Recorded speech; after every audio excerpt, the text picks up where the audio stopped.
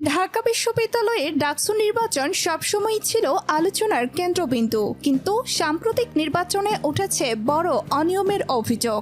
আর সেই অভিযোগকে ঘিরেই মুখ খুলেছেন সাবেক ছাত্রলীগ নেতা নাসির।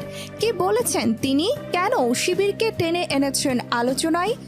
ডাকসু নির্বাচন বাংলাদেশের রাজনীতির ইতিহাসে অত্যন্ত গুরুত্বপূর্ণ। দীর্ঘদিন পর যখন এই নির্বাচন অনুষ্ঠিত হয়, তখন ছাত্র সমাজ ভেবেছিল হয়তো এবার একটি সুষ্ঠু ও নিরপেক্ষ ভোট হবে, কিন্তু বাস্তবে দেখা যায় ভোট কেন্দ্র দখল, জাল ভোট, মারধর সহ নানা অনিয়মের অভিযোগ।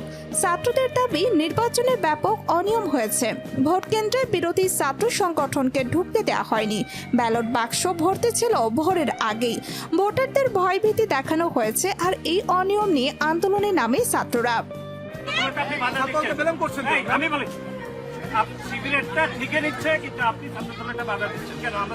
দেশ জুড়ে ছড়িয়ে পড়ে সমালোচনা। এবার আসি নাসিরের কথায়। সাবেক ছাত্রলীগ নেতা নাসির স্পষ্টভাবেই বলেন, ডাকসু নির্বাচনকে প্রশ্নবিদ্ধ করার জন্য একটি মহল ষড়যন্ত্র করছে, আর তাদের পেছনে রয়েছে শিবির। তিনি দাবি করেন, শিবির সবসময় ঢাকা বিশ্ববিদ্যালয়কে অস্থিতিশীল করার চেষ্টা করেছে। এবারও তারা সুযোগ খুঁজে আন্দোলনের নামে বিশৃঙ্খলা তৈরি করেছে। নাসিরের এই বক্তব্য ঘিরে তৈরি হয়েছে মিশ্র প্রতিক্রিয়া। অনেকে মনে করছেন শিবিরকে দায়ী করা একটি রাজনৈতিক কৌশল, যাতে মূল অনিয়মের অভিযোগ চাপা পড়ে যায়। আবার কেউ কেউ বলছেন শিবিরের সক্রিয়তা অস্বীকার করা যাবে না, তারা সবসময়ই এমন সুযোগ খোঁজে। অন্যদিকে ঢাবির সাধারণ শিক্ষার্থীরা বলছেন, নির্বাচনকে প্রশ্নবিদ্ধ করার জন্য কারো দোষ চাপানোর দরকার নেই, দরকার সুষ্ঠু তদন্ত আর স্বচ্ছ প্রক্রিয়া। তাদের দাবি, যে কোনো পক্ষের হোক, অনিয়ম হলে তার বিচার হওয়া চাই।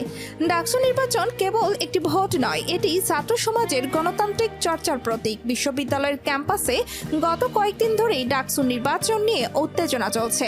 বিভিন্ন সংগঠন প্রচারণা চালাচ্ছে, আর এর মধ্যেই এক শিক্ষক ও ছাত্রদল নেতাদের মধ্যে ঘটে যায় মুখোমুখি সংঘর্ষ, যা এখন দেশ জুড়ে আলোচনার বিষয়। ছাত্রদল ক্যাম্পাসে প্রচারণা চালাচ্ছিল। এ সময় এক শিক্ষক তাদের কিছু নিয়ম মানতে বলেন। শিক্ষক অভিযোগ করেন, ছাত্রদল আচরণবিধি ভঙ্গ করছে। এ নিয়ে শুরু হয় তর্ক বিতর্ক, যা পরিণত হয় তীব্র বাকবিতণ্ডায়।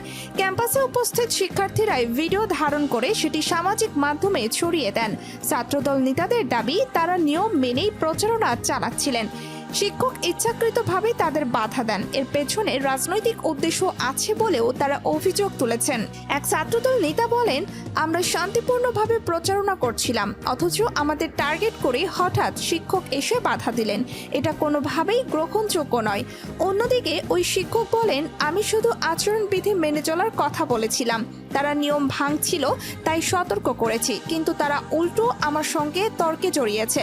সত্যি কি এটি আচরণবিধি ভঙ্গের ঘটনা, নাকি রাজনৈতিক উদ্দেশ্য তৈরি করা বিতর্ক?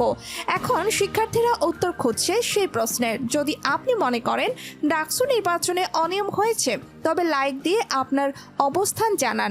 নাসিরের বক্তব্য সম্পর্কে আপনার মত কি? নিচে কমেন্টে লিখুন, আমরা তুলে ধরব পরের ভিডিওতে। বিশ্ববিদ্যালয় রাজনীতির সব আপডেট পেতে আমাদের চ্যানেলটি সাবস্ক্রাইব করে পাশে থাকা বেল আইকনে ক্লিক করুন।